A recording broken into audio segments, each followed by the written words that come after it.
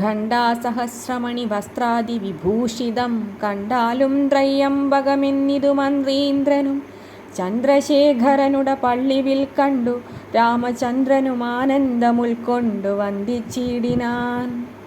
വില്ലെടുക്കാമോ കുലച്ചിടാമോ വലിക്കാമോ ചൊല്ലുകെന്നതു കേട്ടു ചൊല്ലിനാൻ വിശ്വാമിത്രൻ.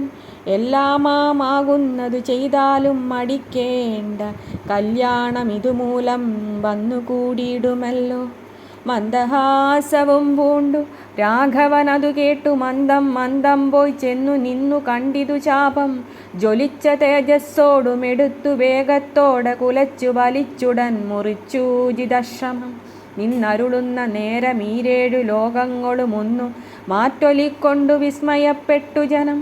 പാട്ടുമാട്ടവും കൂത്തും പുഷ്പവൃഷ്ടിയും ഓരോ കൂട്ടമേ വാദ്യങ്ങളും മംഗളസ്തുതികളും.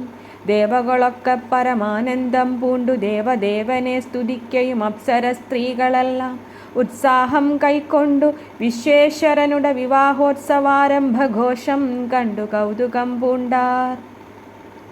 ജനകൻ ജഗൽ സ്വാമിയാകിയ ഭഗവാനെ ജനസംസതി ഗാഢാശ്ലേഷവും ചെയ്താനല്ലോ.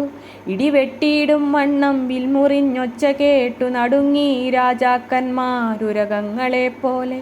മൈഥിലി മയിൽപ്പേട പോലെ സന്തോഷം പൂണ്ടാൾ. കൗതുകമുണ്ടായി വന്നു ചേതസി കൗശികനും.